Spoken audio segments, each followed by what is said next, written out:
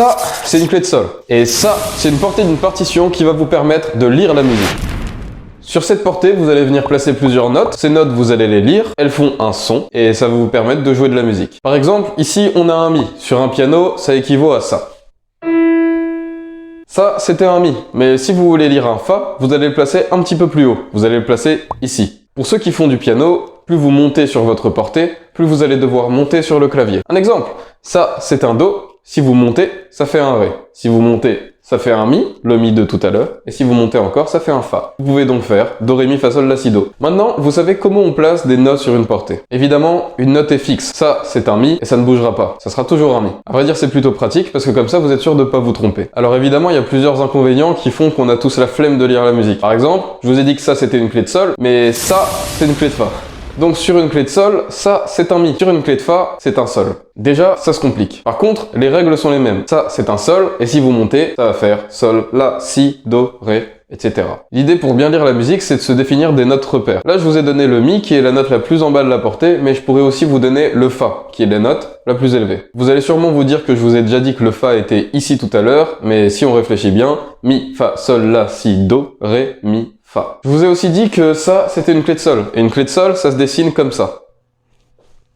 Si vous avez bien regardé, vous aurez sûrement remarqué que j'ai démarré ma clé de Sol à partir d'une ligne en particulier. Cette ligne, c'était la ligne Sol. Pourquoi c'est important? Parce que c'est une clé de Sol. Donc si jamais vous êtes sur une clé de Sol, vous pouvez vous dire, où est-ce que je dois lire mon Sol? Eh bien votre Sol, vous le lisez là où vous commencez à dessiner la clé. Ça, c'est l'astuce pour pouvoir reconnaître la portée d'une clé de Sol. Mais il y a aussi la portée de la clé de Fa. Une clé de Fa, ça ressemble à ça, et le Fa, il va être juste ici. Il va être entre les deux petits points de la clé de Fa. Je récapitule. Ici, vous avez une clé de Sol, et ici, vous avez sa portée. Là, vous avez le Sol, là, vous avez le Mi, et là, vous avez le Fa. À partir du Mi, vous savez déjà tout lire normalement, parce que je vous ai dit que ça faisait Mi, Fa, Sol, La, Si, Do, etc., etc. Vous avez juste à connaître l'ordre Do, Ré, Mi, Fa, Sol, La, Si, Do. Ça, généralement, on l'a tellement entendu qu'on l'a appris par cœur. Pour une clé de Fa, vous savez déjà lire aussi, parce que vous savez où est le Fa. Donc vous pouvez faire Fa, Sol, La, Si, Do, Ré, Mi, Fa, Sol, La, Si, Do. Vous pouvez aussi le faire dans le sens inverse pour pouvoir descendre. La musique, c'est pas évident à lire, c'est vrai. Mais une fois que vous avez compris les règles, ça devient tout de suite plus facile. Maintenant, pour pouvoir la lire rapidement, il faut s'exercer. C'est comme tout. Tout à l'heure, je vous ai parlé de l'inconvénient clé de Sol, clé de Fa. Mais il n'y a pas que cet inconvénient, évidemment. Il y a aussi des dièses et des bémols.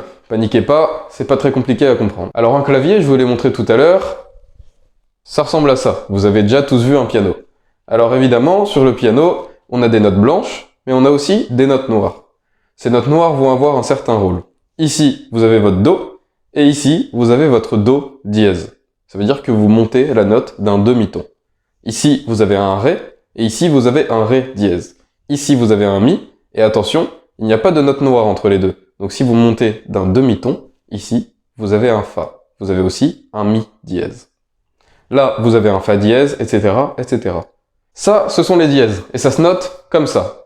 Mais il n'y a pas que les dièses. Il y a aussi les bémols, qui se notent comme ça. Pour les bémols, ça va être le même principe que les dièses, mais à l'envers. On retourne sur notre clavier. Ici, on a un Ré, et ici, on a un Ré bémol. Alors vous allez me demander pourquoi on dit que ça c'est un Do dièse alors que ça peut aussi être un Ré bémol. Ça c'est une histoire de tonalité, de modulation, de théorie, alors on va garder ça pour une autre fois. Tout ce que vous devez savoir, c'est que vous avez l'ordre Do, Ré, Mi, Fa, Sol, La, Si, Do sur le clavier, mais que vous avez aussi Do dièse, Ré dièse, etc., etc. Je vous ai dit qu'un dièse ça se notait comme ça, et bien sûr une partition ça sera la même chose. On va juste mettre ce signe-là, juste avant la note. Là vous avez un Do, et là vous avez un Do dièse. Avec ça, vous pouvez vous entraîner à lire plusieurs partitions. Regardez, je vous en donne plein. Si vous voulez plus de vidéos comme ça pour pouvoir lire, comprendre, étudier la musique, dites-le moi en commentaire, moi ça me fait plaisir de faire des petites vidéos comme ça. Sur ce, je vous invite à vous abonner pour qu'on se retrouve plus tard. À bientôt, c'était Ivy.